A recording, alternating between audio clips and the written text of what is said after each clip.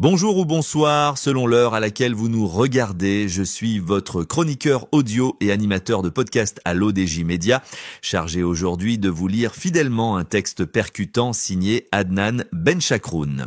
Une chronique incisive intitulée « L'Algérie râle comme d'habitude » où diplomatie, ironie et géopolitique s'entrechoquent.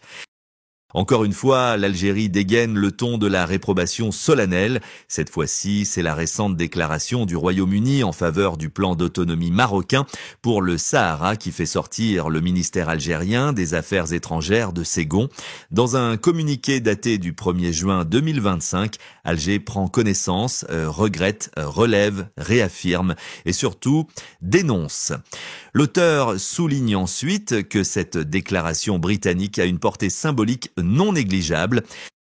Il faut dire que la pilule est amère. Londres, membre permanent du Conseil de sécurité des Nations Unies, a apporté son soutien au plan d'autonomie marocain, une position que Rabat défend depuis l'année 2007 comme solution sérieuse, réaliste et crédible au conflit saharien.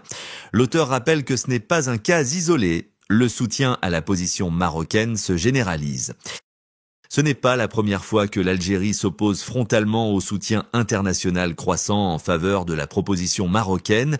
Des États-Unis à l'Allemagne, en passant par l'Espagne et les Pays-Bas, la reconnaissance explicite du plan d'autonomie comme base de solution gagne du terrain. Et à chaque fois, Alger publie un communiqué dénonçant ses positions pro-marocaines. L'auteur ajoute que cette réaction est devenue un véritable réflexe diplomatique. La sortie britannique a donc ravivé ce réflexe diplomatique algérien, durcir le ton, évoquer l'illégalité du plan d'autonomie et dénoncer toute tentative de normalisation internationale du contrôle marocain sur le Sahara. Sans oublier bien sûr l'appel au droit à l'autodétermination brandi comme un étendard immuable. L'auteur estime que cette position répétée à l'envi mérite qu'on s'interroge sur son efficacité réelle. Ce communiqué est-il un signal?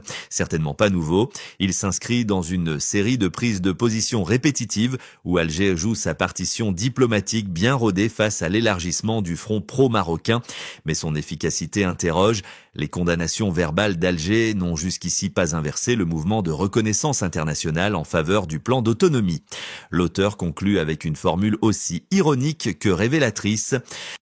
En résumé, l'Algérie proteste encore, le Royaume-Uni soutient l'autonomie et la bataille diplomatique autour du Sahara continue avec le Maroc qui engrange les soutiens et Alger qui continue de râler comme d'habitude.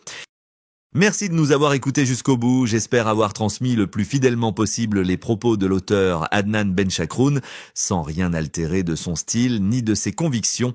On se retrouve très vite pour une nouvelle chronique sur l'ODJ Média. En attendant, restez curieux, critiques et connectés.